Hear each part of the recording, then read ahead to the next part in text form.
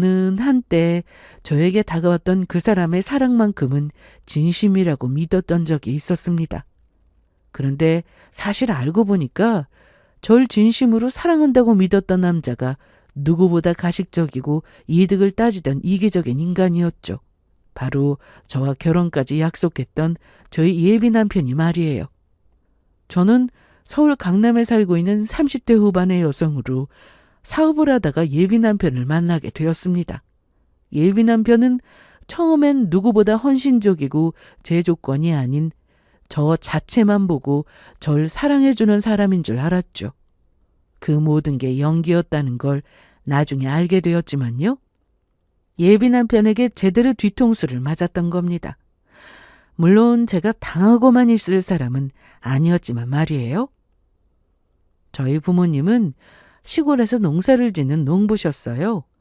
그래서 제가 서울에 있는 대학에 입학했을 때 누구보다 기뻐해 주셨죠. 부모님은 늘 농사일로 바쁘셨고 당신들이 제 뒷바라지를 제대로 해준 것도 없다며 미안해 하셨지만 저는 혼자 열심히 공부해서 서울의 좋은 대학에 당당히 붙었거든요. 사실 저는 그때 꿈이 있었어요. 제가 좋아하는 일로 성공해서 꼭 부모님께 효도하며 나중에 편하게 살게 해드려야겠다고요. 저희 집이 잘 사는 편은 아니었지만 제가 외동이라 그런지 부모님의 사랑만큼은 정말 부족함 없이 받고 자랐습니다. 당신들은 고단한 농사일을 하시면서도 제 앞에서는 힘든 내색 한번 안 하시면서 저한테는 농사일도 거들지 못하게 하셨거든요. 그런 부모님의 희생을 보고 자라니 저는 엇나갈 수가 없었고 열심히 살았던 것 같아요. 저는 사실 화장품이랑 뷰티에 관심이 많았는데 그래서 나중에 제 이름으로 된 화장품 회사를 만들어 제 사업을 해 성공하는 게 꿈이었습니다. 제 이름으로 된 좋은 화장품을 만들어 여러 사람에게 도움을 주고 싶었어요. 그래서 대학도 화학 전공을 하게 되었고요. 그렇게 저는 대학을 졸업하고 화장품 회사 연구원으로 들어가게 되었습니다. 그곳에서 여러 경험을 쌓는 게 제가 나중에 화장품을 회사를 만들어 제 사업을 하는 게 큰 도움이 될 거라고 믿었으니까요. 그렇게 제 꿈을 위해 저는 차곡차곡 준비를 해나갔죠. 저는 어느 정도 경력을 쌓고 다니던 회사를 정리하고 본격적으로 제 사업을 시작하게 되었습니다. 사업 자금은 제가 그동안 회사를 다니면서 모은 돈으로 작게 시작하려고 했고요. 그런데 그때 부모님께서 제 사업 자금을 도와주셨던 거예요. 그동안 당신들이 제가 시집갈 때 주기 위해 제가 태어나면서부터 모았던 돈이라며 저한테 결혼 자금보다 사업 자금이 더 필요한 것 같다면서요. 그때 제가 부모님께 죄송하고 감사해서 얼마나 울었는지 모릅니다. 그때는 정말 부모님의 은혜에 보답하기 위해서라도 반드시 성공해야겠다는 생각밖에 들지 않았어요.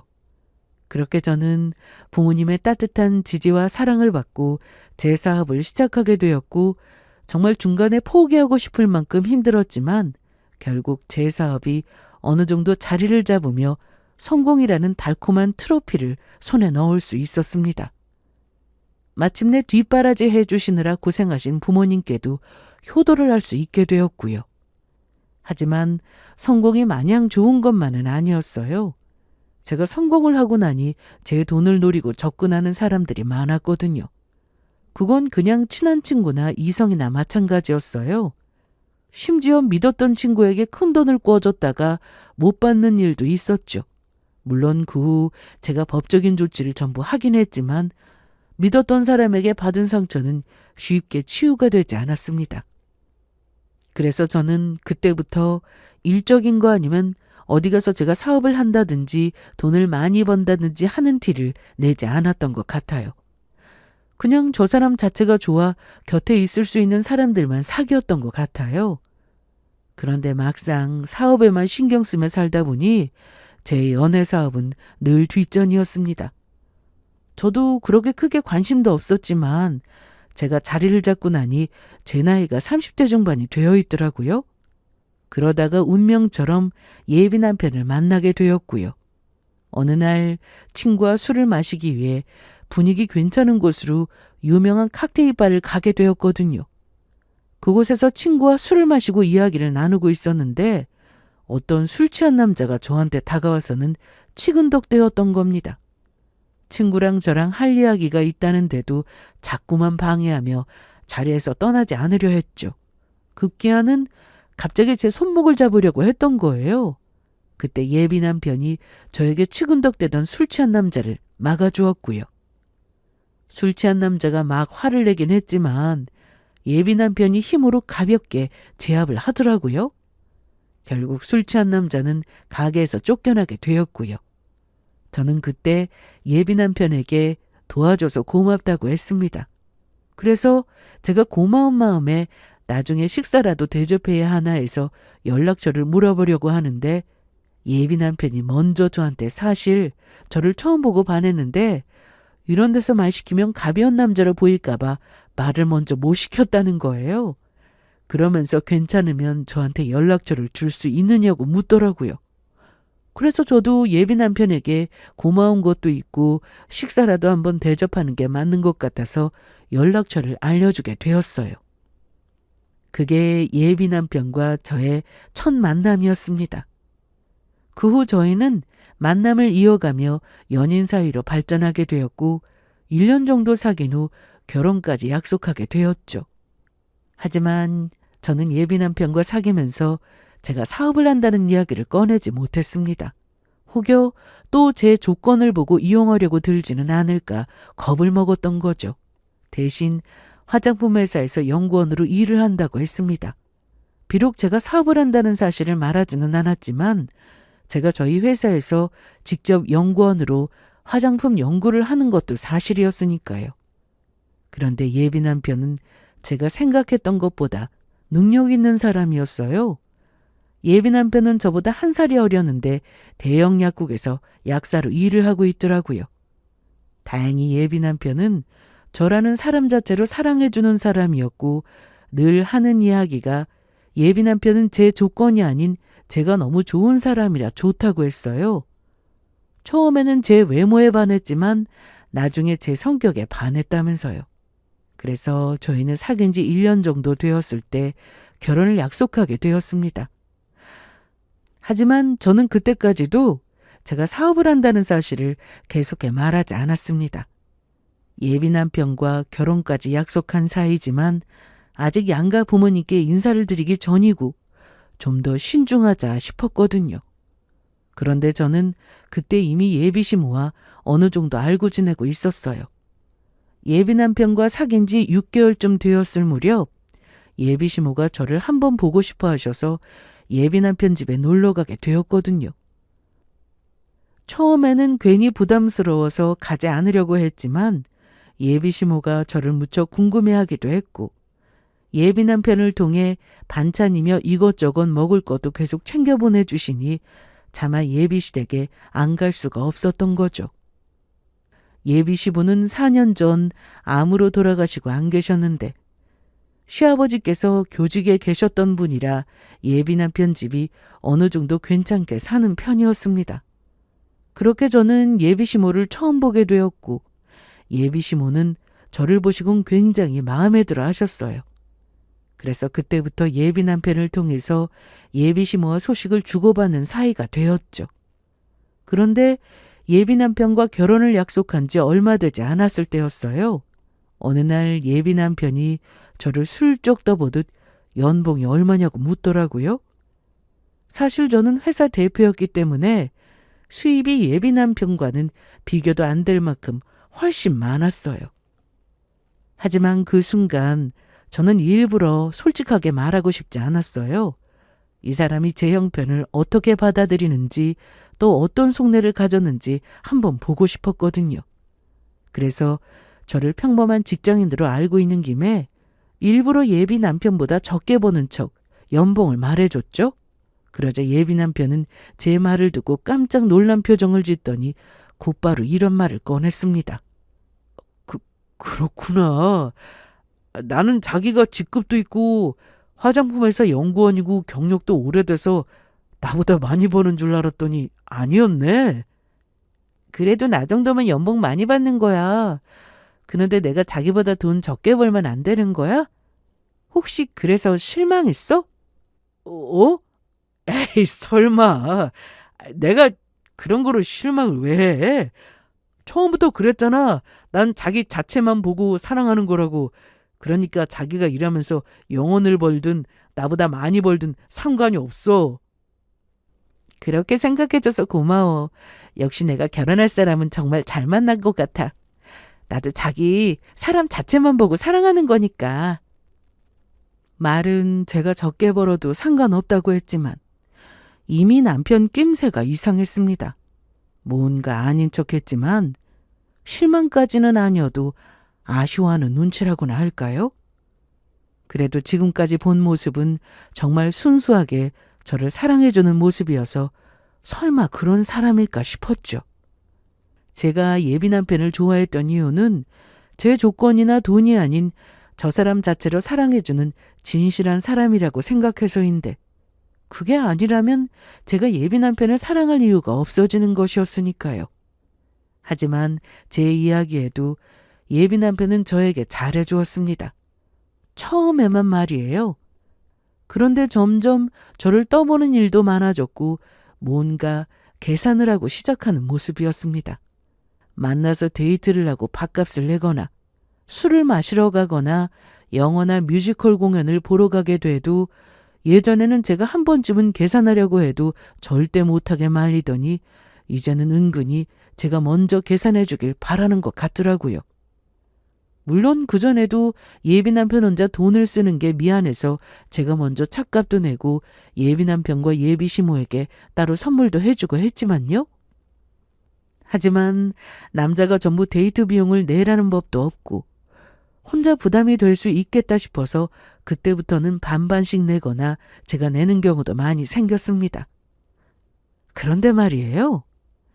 사람은 오래 겪어봐야 안다고 예비 남편과 제가 상견례를 마치고 정말로 결혼 준비가 본격적으로 시작되면서 예비 남편의 생각지도 못한 처음 보는 뜻밖의 모습을 보게 되었습니다. 그날도 어김없이 예비 남편이랑 잠들기 전에 핸드폰으로 통화를 하게 되었는데 저에게 조금 답답한 질문을 했습니다. 자기는 어떤 배우자가 좋은 배우자라고 생각해? 어떤 배우자가 좋은 배우자이긴 서로 존중하고 아껴줄 수 있는 사람이라고 생각하지. 그리고 살다 보면 힘든 일 많으니까 서로 힘 합쳐서 헤쳐나갈 수 있는 사람이 좋은 배우자 같아. 나는 지고지순하고 내 의견에 잘 따라주는 여자가 좋은 배우자 같아. 그러니까 내가 뭔가를 하자고 하면 반박하지 말고 알아서 따라주는 사람 말이야. 그런데 자기야, 말이 조금 이상하다. 부부면 서로 똑같은 동등한 입장인데 왜 한쪽에서만 말을 알아서 따라줘야 하는 거야? 그게 좋은 배우자라니. 자기 말은 내가 여자니까 남자인 자기 말을 따라야 한다는 것처럼 들리는데? 지금이 무슨 조선시대도 아니고 자기 정말로 그렇게 생각해? 어? 아니지. 내 말은 그러니까 상대가 내 말을 잘 따라주면 나도 상대 말에 잘 따라주고 싶다. 그런 뜻이었어. 설마 내가 그런 생각을 했으려고. 오해. 예비 남편은 오해라고 했지만 말한 뉘앙스는 그렇지 않아 보였어요. 예비 남편의 말을 아무리 생각해봐도 여자가 남자보다 아랫사람인 것처럼 말하면서 여자가 무조건 남자한테 따라주길 바라는 것처럼 느껴졌거든요.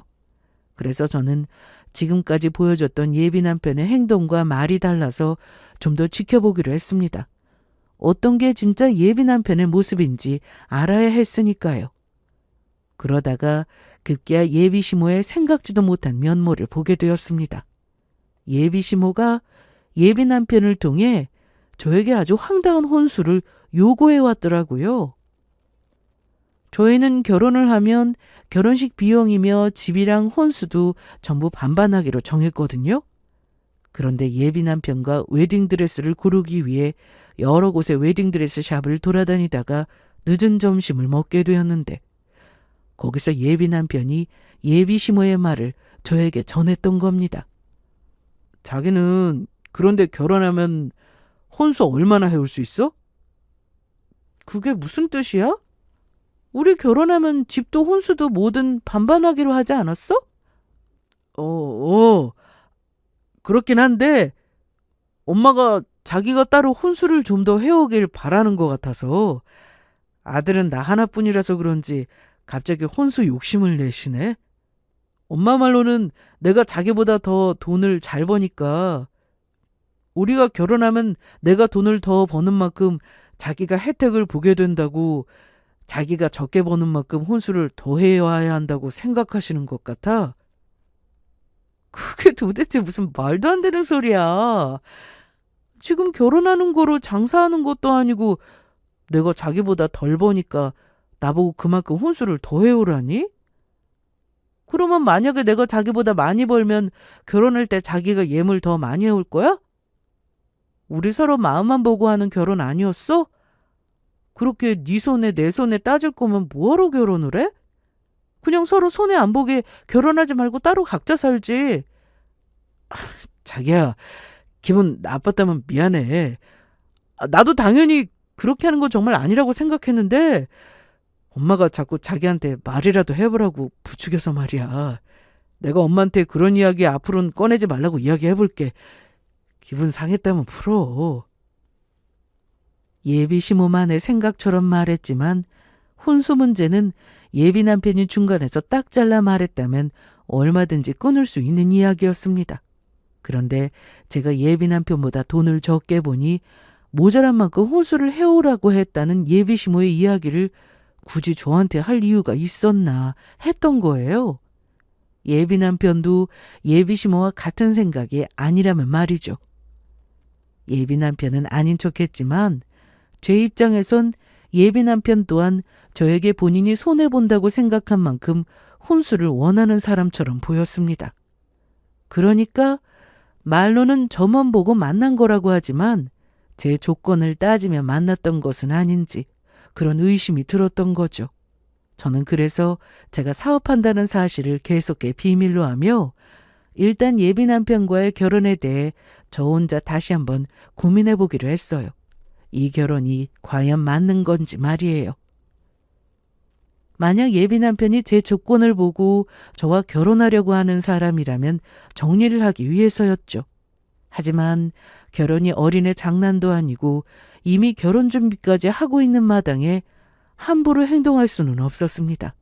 일단 예비 남편이 직접적으로 말한 것도 아니고 괜한 사람 억울하게 만들 수도 있는 일이니 섣불리 판단에 결정을 내리는 것보다 조금 더 신중히 생각해 보기로 했어요. 결론이 어떻게 나든 저도 최선을 다해야 후회가 없을 것 같았으니까요. 그리고 마침내 저는 예비 남편이 어떤 사람인지 그 끝을 보게 되었습니다. 그것도 안 좋은 쪽으로요. 원래 밤마다 잠자기 전에 예비 남편과 통화를 했었는데 그날은 예비 남편이 일이 있다고 해서 밤에 끝나면 저한테 연락을 주기로 해서 저도 집에서 회사 업무를 하며 예비 남편의 전화를 기다리고 있었거든요. 그런데 저한테 전화한다고 했던 시간을 한참 넘기고도 연락이 없던 거예요. 그래서 저는 예비 남편한테 무슨 일이 있나 해서 예비 남편 핸드폰으로 연락을 하게 되었고 예비 남편이 전화를 받았는데 병원이라는 것이었어요. 예비 시모가 갑자기 아파서 밤에 병원 응급실로 가 있다는 거였죠. 그러면서 지금은 경황이 없어서 저와 전화통화를 못할 것 같다면서 나중에 연락을 하겠다며 전화를 끊었습니다. 저도 알겠다고 예비 시모를 옆에서 잘 돌보라고 했고요. 그리고 며칠 동안은 저도 바빴고 예비 남편도 바빠서 따로 만나지 못했어요. 그런데 어느 날 예비 남편이 제게 꼭 중요하게 할 말이 있다며 주말에 저희 집 근처 카페에서 보자고 하더라고요. 그렇게 저는 약속 장소로 나갔고 자리에 앉자마자 예비 남편은 아주 심각한 얼굴로 이야기를 꺼냈습니다. 저는 아직도 그날을 잊을 수가 없어요. 아니, 어쩌면 평생 잊지 못할지도 몰라요. 제 인생에서 손에 꼽을 만큼 최악의 사건이 바로 그날 벌어졌으니까요. 그것도 다름 아닌 저희 결혼 문제에 관한 문제로 말이에요. 아무래도 엄마가 건강이 많이 안 좋아지신 것 같아. 그래서 내가 진지하게 고민해 봤는데 아무래도 우리 결혼 못할 것 같아. 지금 뭐라고 그랬어? 어머니가 건강이 안 좋아지셔서 결혼을 못 하겠다니.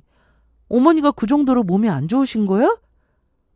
혹시 무슨 큰 병이라도 걸리신 거냐고. 어디가 얼마나 안 좋으시게 그러는 건데. 의사 선생님이 엄마 지금 아픈 건 아니고 며칠 약 잘 드시면 낫는다고 했어. 그런데 솔직히 내 입장은 그래. 엄마 앞으로 나이 들면 몸 더 안 좋아질 텐데 내가 자기랑 결혼하고 우리 둘만 살게 되면 우리 엄마 아프면 누가 돌봐? 내가 마음에 걸려서 엄마 혼자 두고 결혼할 수가 없을 것 같아서 그래. 자기야, 그런데 이건 너무하다는 생각 안 들어? 어머니가 지금 무슨 큰 병에 걸린 것도 아니고 결혼이 무슨 어린애 장난도 아닌데 어머니 건강이 안 좋아지신 것 같아서 결혼을 못할 것 같다니 그게 말이 된다고 생각하느냐고. 우리가 결혼해서 어머니가 나중에 진짜 몸 약해지셔서 아프시게 되면 그때는 우리가 신경 써드리면 되는 거잖아. 병원 모시고 다녀야만 다니면 되고 입원하게 되면 간병해드리면 되는 거고 그때그때 해결하면 되는 거 아니야? 자기 내 말 뜻을 그렇게 모르겠어? 그러면 만약에 우리 엄마 혼자 있을 때 아프면 어떻게 할 건데?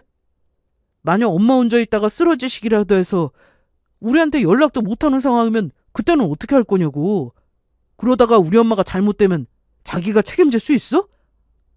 그렇게 따지면 자기 어머니 혼자 있다 잘못되면 어떻게 하려고 약국은 다녀? 어머니 혼자 두고 어떻게 나랑 지금 만나고 있는 거야? 자기 말대로라면 아무것도 안 하고 어머니 곁에 붙어 있어야 한다는 말이 되는 거 아니냐고. 그러면 자기 평생 결혼 안 하고 어머니 곁에서 붙어 살 거란 이야기야? 그래서 내가 여러 가지 고민을 좀 해봤는데 방법이 아예 없는 건 아니야. 우리가 결혼할 수 있는 한 가지 방법이 있긴 있어. 방법이 아예 없는 건 아니라니? 어떤 건데? 내가 생각해 본 건데 우리 결혼하게 되면 엄마랑 합가해서 사는 건 어때? 그러면 이렇게 내가 엄마 걱정하는 일도 없고 우리 모두 행복하게 살 수 있는 거 아니야? 너가 합가하겠다고 하면 내가 다시 결혼 생각해 볼게. 내가 그동안 자기 속상해할까 봐 참고서 말 안 했는데 솔직히 자기 나랑 결혼하려면 그 정도는 해줘야 하는 거 아니야? 그게 무슨 말이야? 내가 왜 자기랑 결혼하려면 어머니를 모시고 합가해서 살아야 하는데? 내가 그 정도는 해줘야 한다니 그게 무슨 뜻이야? 진짜로 내 말 무슨 뜻인지 몰라서 그래? 너 생각보다 진짜 눈치 없구나. 아니면 염치가 없는 거야?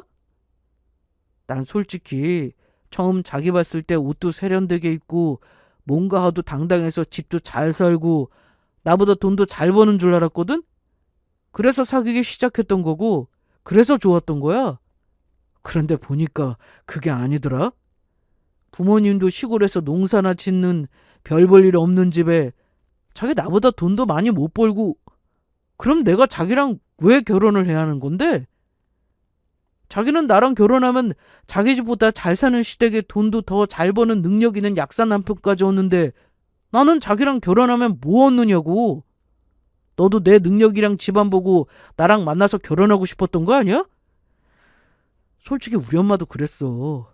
이 결혼 내가 너무 손해보는 장사 아니냐고.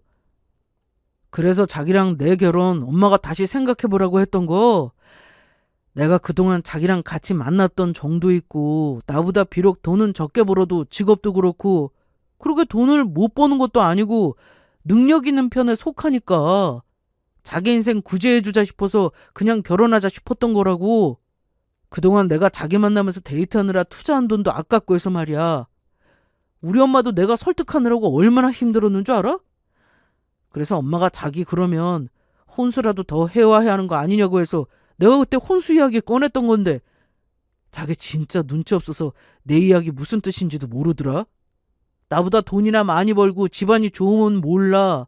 그것도 아니면서 매번 나한테 큰 소리나 치고 말이야. 우리 엄마가 자기 혼수도 더 해올 마음 없으면 결혼할 때 합가해서 엄마라도 모시고 살아야 하는 거 아니냐고 했어. 잘난 약사 아들 주는데 그러면 그만한 대가로 자기가 우리 엄마 잘 모시면서 살아야 하는 거 아니냐고.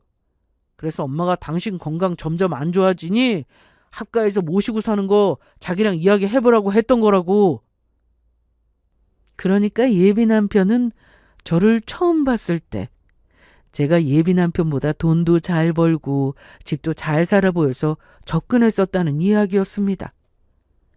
처음에 저한테 잘 보이려고 사람 조건 같은 거 안 보고 순수한 사람인 척 하더니 전부 가식이었던 것이었죠. 게다가 예비 남편이 예비 시모가 건강이 안 좋아졌다며 결혼을 못하겠다고 말했던 것도 전부 예비 시모랑 합가해서 살기 위해서 그렇게 말했던 것이었습니다. 한마디로 예비 시모는 당신 약사 아들이 저보다 잘난 것 같으니 그냥 저랑 결혼시키기엔 아깝다는 생각에 합가해서 살면서 저한테 시어머니 대접이라도 받으려고 했던 겁니다. 그래서 제가 어처구니가 없고 너무 화가 나서 예비 남편에게 물었어요. 너 지금 말 다 했냐? 그랬더니 그 다음 이어지는 예비 남편의 말이 진짜 어처구니가 없을 정도로 황당했습니다. 아니, 이왕 이렇게 된 거 나도 솔직하게 말할게. 내가 이제 와서 하는 말인데 자기가 얼굴만 예뻤지 옷을 세련되게 입긴 하는데 옷 입는 거랑 화장하는 게 내 스타일이 아니었거든. 자기가 나보다 능력도 딸리고 조건이 별로니까 자기 나랑 결혼하고 싶은 거면 옷이랑 화장하는 스타일 내가 원하는 스타일로 맞춰줬으면 좋겠어. 그리고 내가 예전부터 느낀 거지만 자기 여자 주제에 어떻게 남자랑 같은 취급을 받으려고 해? 여자는 원래 결혼하면 남자 말 들으면서 고분고분 살아야 하는 거라고. 우리 엄마도 여자가 기센 거 안 좋다고 했고 어디 여자 주제에 남자가 말하는데 큰 소리를 치고 있어? 나야 능력이 되니까 너랑 헤어져도 내 말 잘 듣고 우리 엄마 잘 모시며 살 수 있는 여자를 얼마든지 만나서 결혼해서 살 수 있지만 너는 나랑 헤어지면 어디 나만한 남자 만날 수는 있겠냐고. 어디 내 말이 틀려? 너 나이도 있는데 나랑 끝내고 나면 너처럼 나이 많은 여자가 나 정도 능력 있는 남자를 다시 만날 수 있을 것 같아? 나 정도 능력 있는 남자들은 대부분 너보다 젊고 더 어린 여자 만나려고 할걸? 그러니까 나 정도 수준 되는 레벨의 남자 중에 나 아니면 너 데리고 갈 남자 없단 소리야. 이제 네 주제가 어느 정도인지 가늠이 되냐? 가만히 보니 예비 남편놈이 뭔가 착각을 단단히 하고 있는 것 같았어요. 제가 예비 남편과 결혼하지 않으면 인생이 끝나는 사람처럼 말하고 있었으니까요. 솔직히 요즘은 혼자 살아도 얼마든지 잘 살 수 있고 결혼하는데 나이를 따지는 세상도 아닌데 말이죠. 그런데도 예비 남편은 제가 본인과 결혼을 하지 않으면 아쉬워할 거란 착각에 이상한 헛소리만 늘어놓았던 겁니다. 저는 전혀 아쉬울 게 없는 사람인데 말이에요. 너 지금 말 다 했어? 그러면 이제 내 대답을 들려줄까? 무슨 대답? 그냥 이젠 내가 하자면 하자는 대로 따라 좀 오라고. 내가 미쳤다고 네가 하자는 대로 따라가냐? 나 오늘을 마지막으로 너 볼 생각 없고 여기서 그만 끝내자. 그냥 내가 빠져줄게. 그냥 둘이 살아. 너 결혼하지 말고 너희 엄마랑 잘 살라고. 나는 너랑 결혼 안 해도 전혀 문제 없으니까. 그리고 저는 바로 카페를 나왔어요. 그러자 예비 남편이 급하게 저를 뒤따라 나와서 제 팔을 붙잡더라고요. 그러면서 본인이 무슨 잘못을 했는지도 모르고 도리어 저한테 화를 내며 말했어요.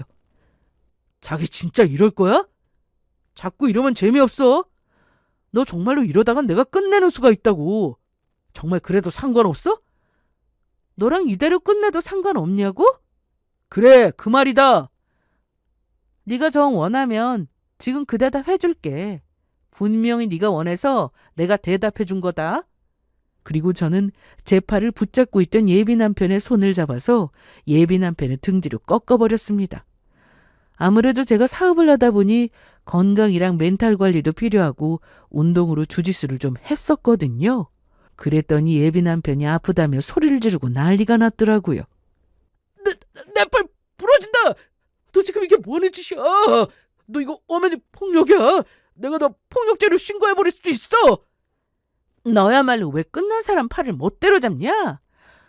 너가 나 폭행죄로 고소하면 나는 너 성추행으로 고소할 거다. 그리고 네가 먼저 너랑 나랑 이대로 끝내도 되는지 대답해달라며.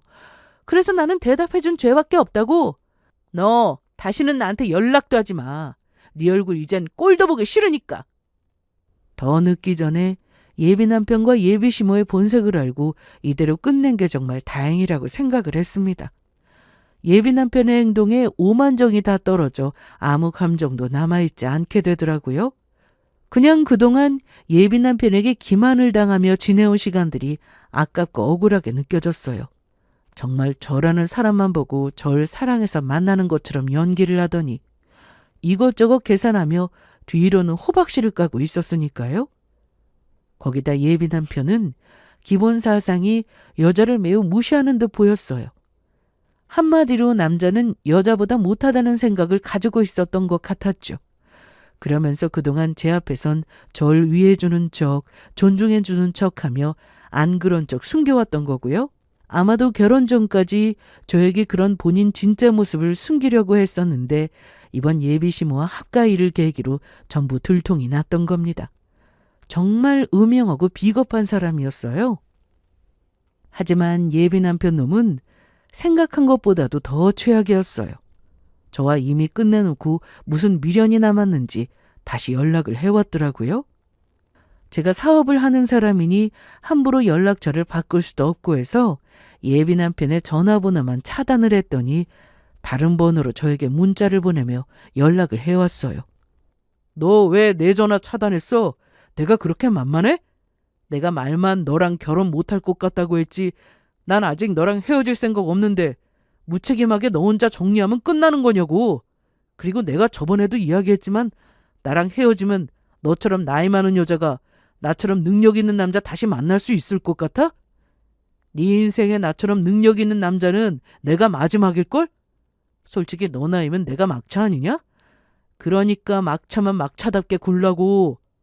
너 나랑 진짜로 끝내고 싶은 거면 나랑 만나면서 내가 너한테 데이트 비용 썼던 거랑 선물로 줬던 것들 비용 합쳐서 전부 토해내. 그렇지 않으면 난 절대로 못 헤어지니까. 내가 너한테 얼마를 투자했는데 설마 먹튀하려는 건 아니지?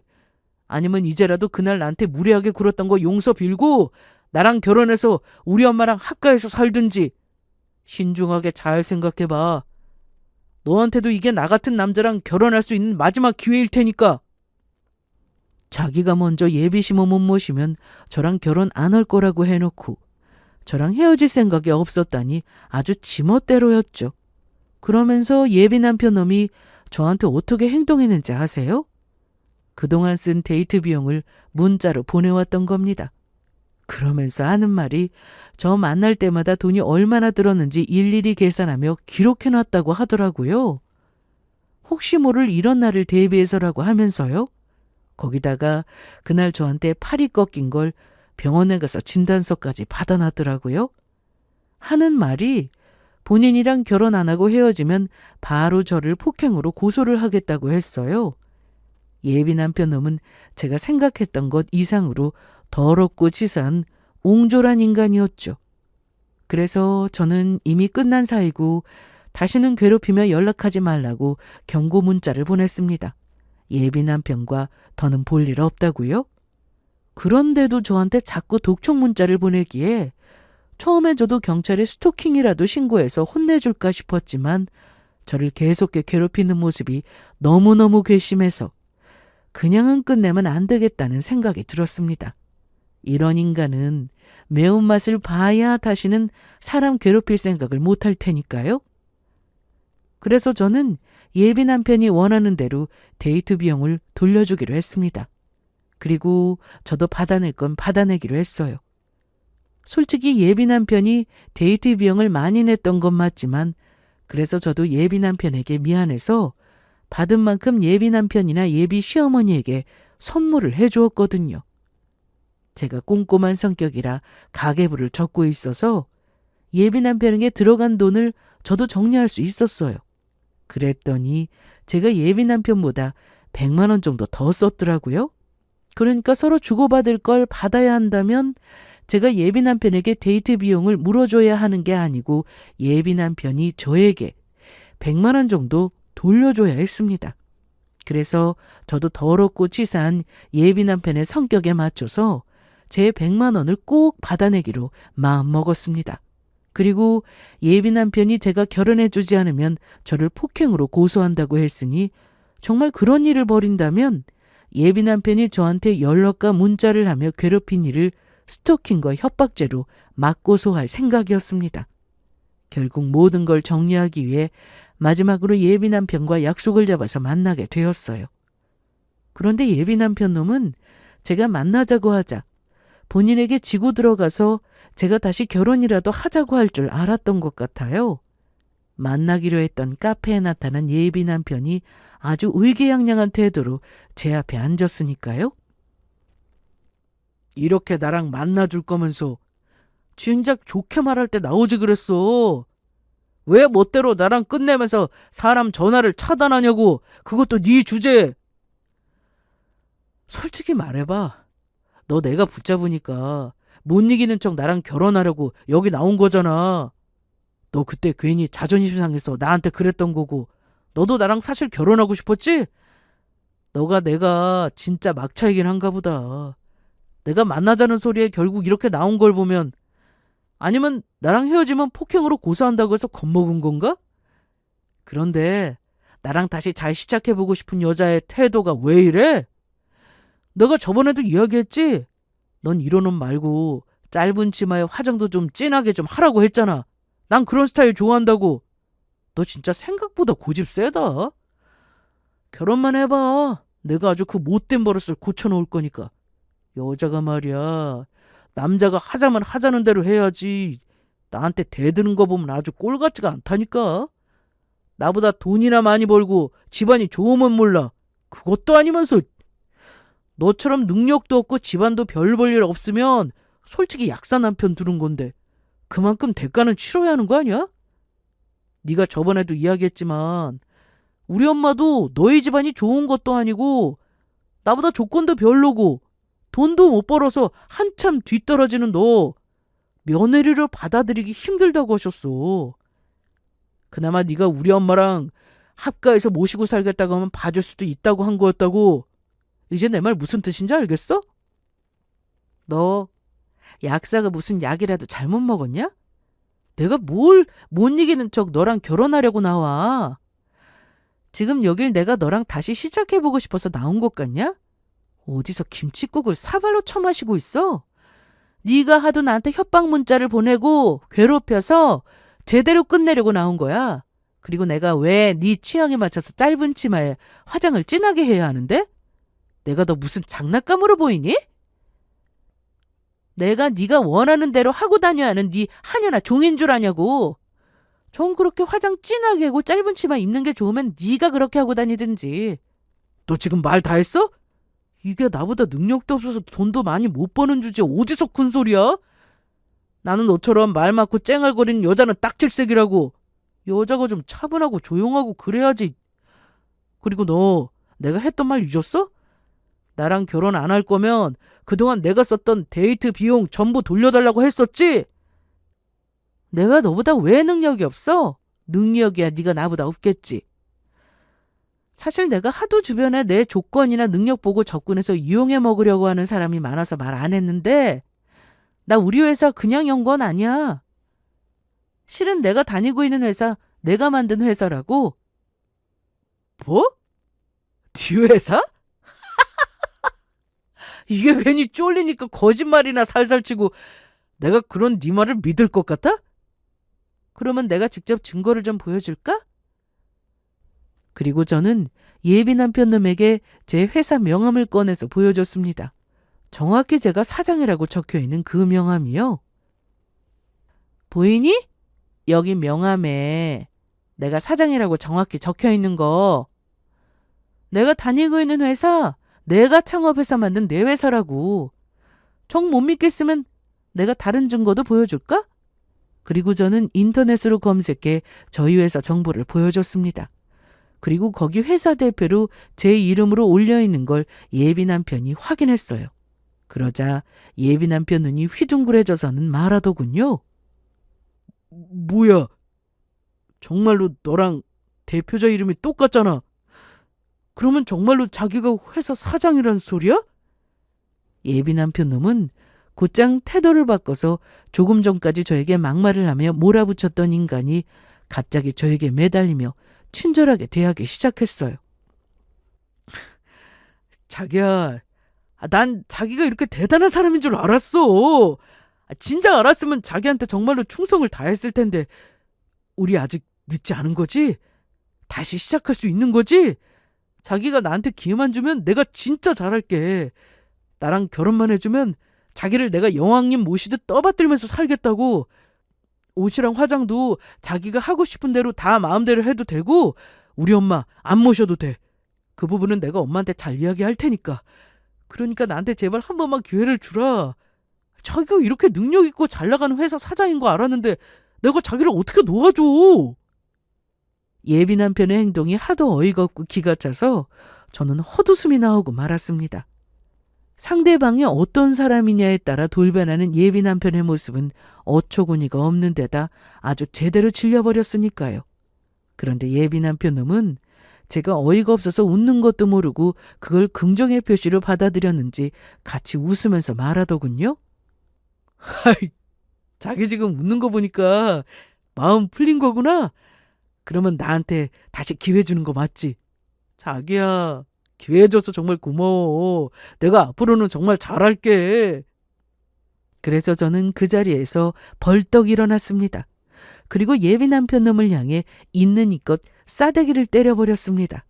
그러자 카페 안에 쫙 하는 소리와 함께 예비 남편 놈이 놀라서 저를 쳐다봤어요. 저기 지금 뭐 한 거야? 나 때린 거야? 그래. 너 같은 놈은 좀 맞아야 정신 차릴 것 같아서 때렸다. 너보다 내가 돈 못 버는 줄 알고 우리 부모님까지 무시하다가 우리 끝나게 된 거 아니었냐? 네가 먼저 내가 결혼해서 너희 엄마랑 합가해서 살지 않으면 나랑 결혼 못하겠다고 해서 그래서 끝낸 거 아니었냐고. 네가 먼저 개수작을 부려놓고 어디서 내 탓을 하고 있어? 네가 먼저 나랑 결혼 못할 것 같다고 해놓고 내가 그래서 진짜로 끝내니까 너 나랑 끝낸 적 없다면서 사람을 괴롭혀? 만나주지 않으면 날 폭행으로 고소한다고? 그동안 데이트한 비용을 뱉어내? 그래서 내가 너 다시는 이런 일로 사람 못 괴롭히게 하려고 정신 차리게 하려고 마지막으로 오늘 너 만나자고 했던 거야. 너가 나한테 데이트 비용으로 썼던 거 내놓으라고 했지? 그래서 나도 계산을 제대로 해봤어. 그랬더니 나도 너랑 네 엄마한테 선물하느라 이것저것 해서 합쳐보니까 네가 보낸 데이트 비용보다 내가 100만 원을 더 썼더라? 그러니까 결론은 내가 너한테 데이트 비용 돌려줄 이유가 없고 도리어 네 말대로라면 네가 나한테 100만 원 돌려줘야 할 것 같아. 그러니까 내 통장 계좌로 오늘 당장 100만 원 보내라. 알겠니? 그리고 마지막으로 너 우리 부모님 농사 짓는다고 무시했지? 그런데 너 그거 아니? 네가 농사 짓는다고 무시하는 우리 부모님이 나 사업 시작할 때 사업자금 도와주신 거였어. 그리고 지금 부모님이 농사 짓는 것도 솔직히 두 분 일 안 하고 편하게 사실 수 있는데도 당신들이 좋아서 일하시는 거라고. 그리고 네가 우리 부모님 인사하러 간 시골집 말고 우리 부모님 내가 사는 집 사들여서 서울에 아파트도 가지고 계셔. 뭘 알아? 자기야, 내가 잘못했어.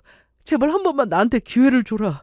자기 나보다 잘난 사람이라 나 없어도 아쉬운 거 없는 사람인 거 아는데 나는 자기 정말 진심으로 사랑한단 말이야.